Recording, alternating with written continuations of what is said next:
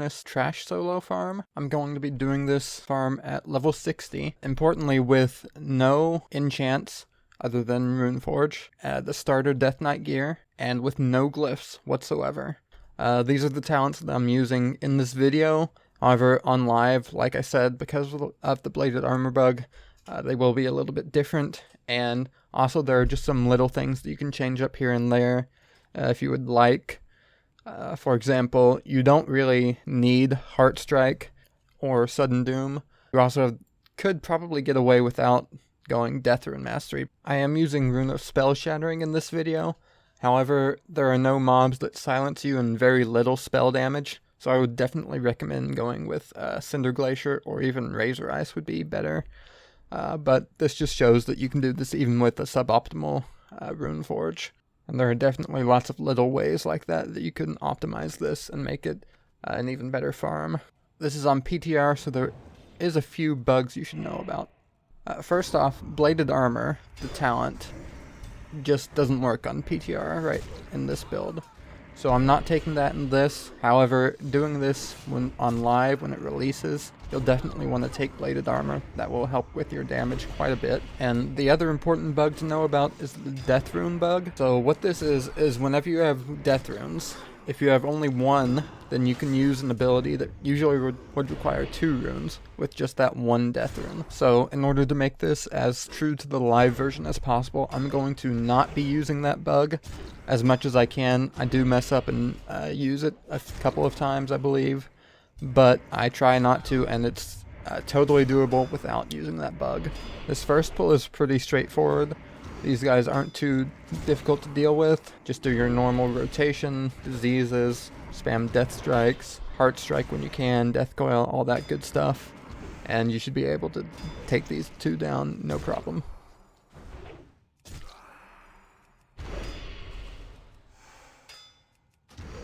So for these next 3 pulls, you're definitely going to want to make sure you're healed up to full health, and if possible, wait for cooldowns, have Death Runes ready, etc. These are pretty difficult pulls. I found myself struggling with them. I even died a few times practicing this run, and I came very close during this run. So definitely want to be sure that you're very prepared for each of these pulls. So what I found the best way to deal with these packs of 3 is to Death Grip the Imp, and get as much damage in on it as you can while the 2 adepts are running towards you.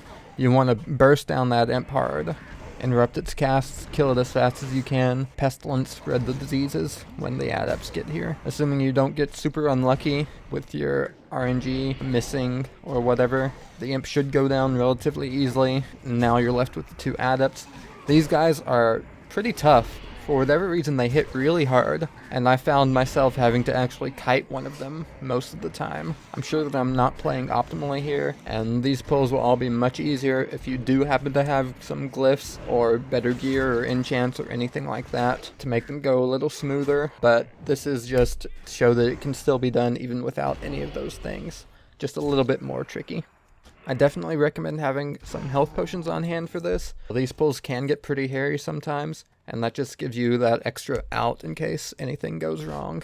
I have these major healing potions that I just looted while doing various questing and leveling, grinding stuff, and also the Noth potions. These are plenty good enough for this, and you do not need to save these for like parsing at 80 or anything like that. They share a cooldown with other potions, so you'll never be using these at 80 for something like that.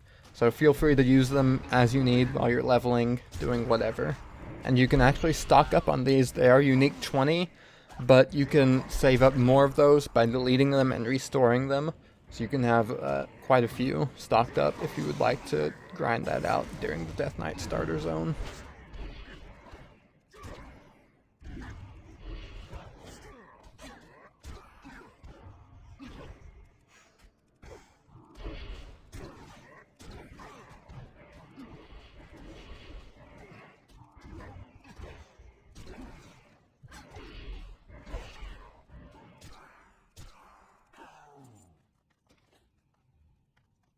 Waiting for my ghoul to come off cooldown here.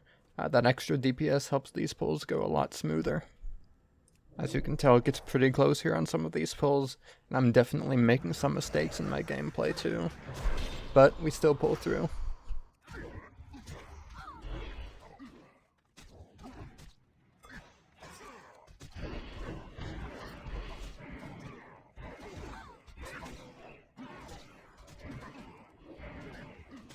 And I didn't mention it before, but these guys do fear when they're low health, so that's something to be aware of.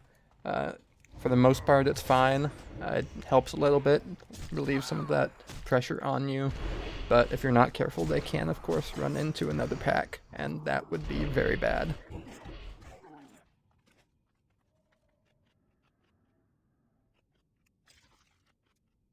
This build's the same as the first, pretty straightforward, nothing to really worry about here.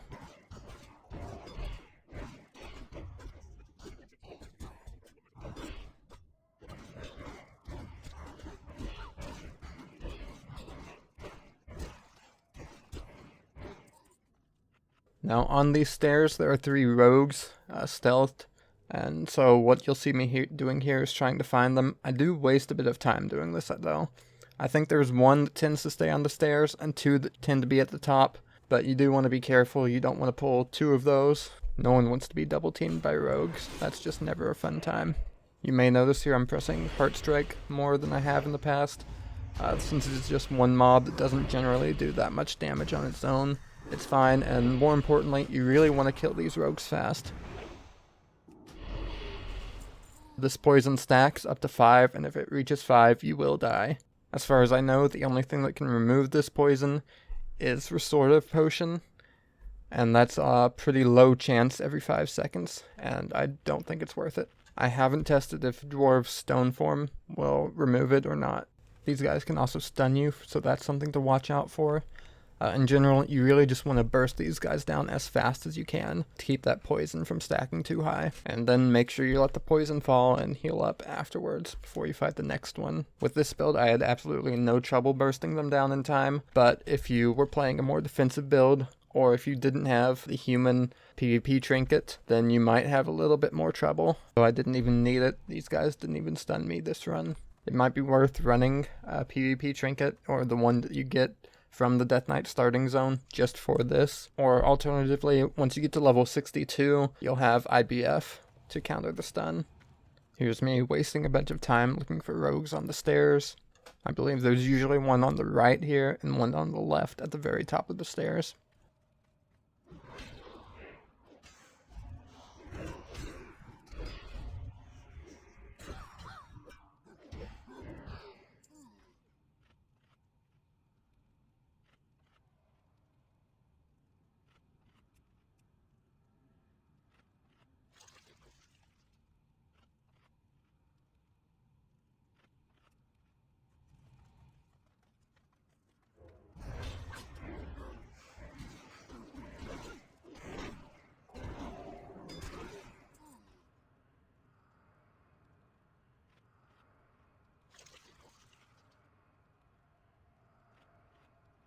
These enforcers are the same thing as earlier, easy pull, nothing to worry about.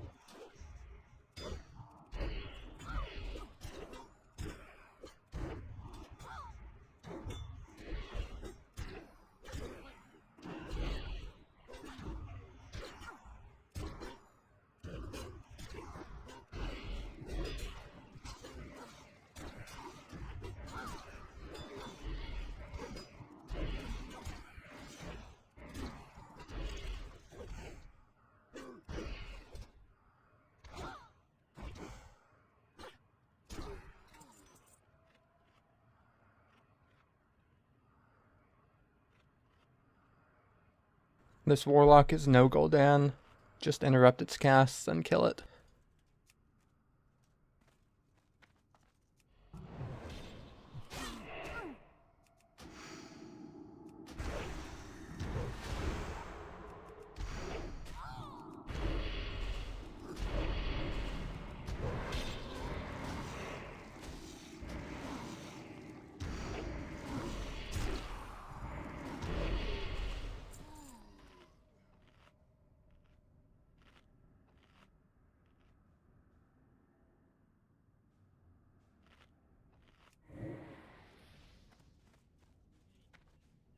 Another one of the same pulls as earlier.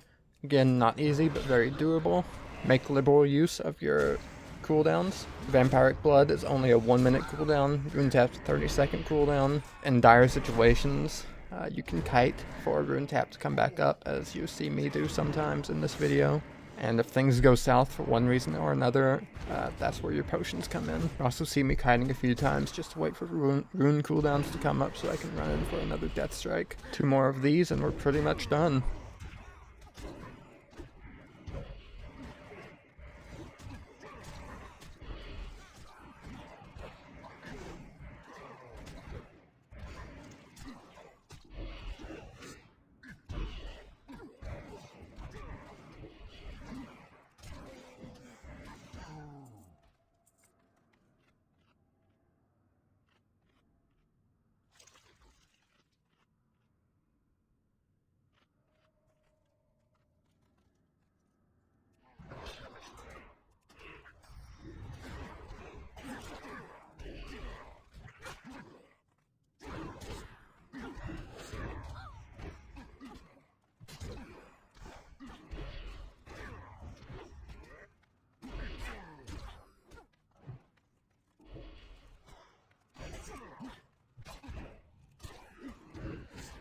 Mistakes may have been made, but that's what the potions are for. If you're coming from retail, one thing you'll notice is that I almost die here even though I have the runes for a death strike. The reason for that is because death strike only heals if you have diseases on the target, and it heals more for each disease you have on the target. So in this case, I needed to put my diseases on the target and death strike. This is made much easier with glyphs that allow you to refresh your diseases with just pestilence. However, if you can get your hands on them, I highly recommend doing this with Glyph of Disease. It'll just make your life a whole lot easier.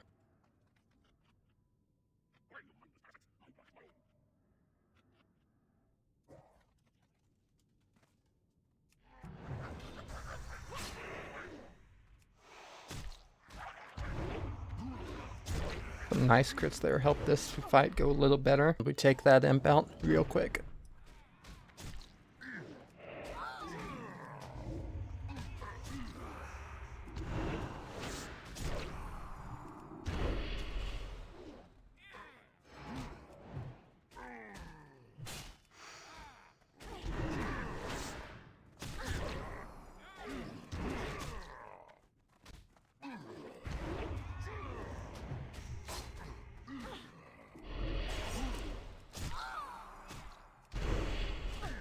Another death rune glitch here. I hit death strike a few milliseconds before my other death rune comes up, but this pull is just about over anyways. And there's the main run done. About 200,000 XP an hour, as you can see, and that's without the pre-patch experience boost, so you can add 50% more onto that if you're leveling in pre-patch. You can definitely optimize this run, play it better as well, and you'll get that time down a little bit lower, a little bit higher XP an hour. But if you'd like, there is a little bit more we can do here.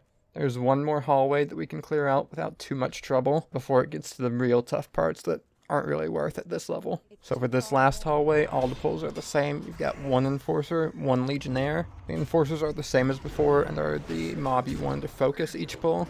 The Legionnaire, I like to kite. It just seemed to make things a little bit less sweaty.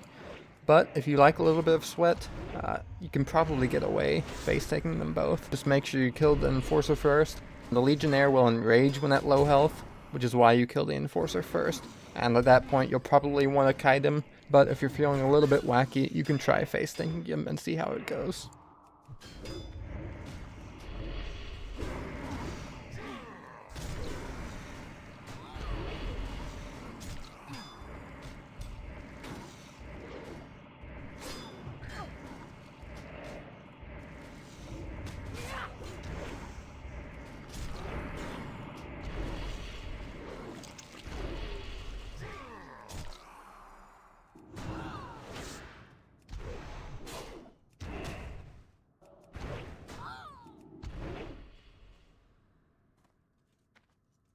You can see he kind of pumps when he's enraged, so it can be a bit scary.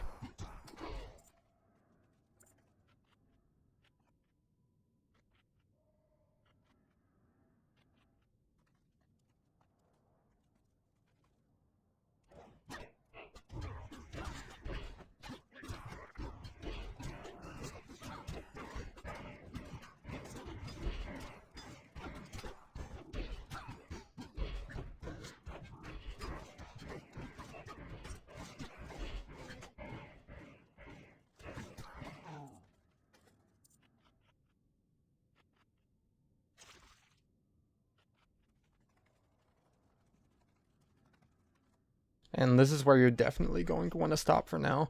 The next room would be really tough at this level. You can see you've got 2 of those adepts that were tough already, and they've also got an elite with them now. These summoners also can summon extra mobs if you don't interrupt them, which can be hard to do consistently. But wait, there's more! So clearly there is at least 1 rogue towards the end of this hallway as well.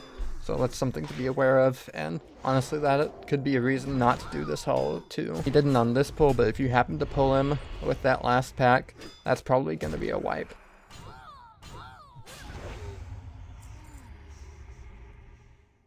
And that's it. I hope this has been helpful. If it has, feel free to leave a like and subscribe. That would really help me out a lot.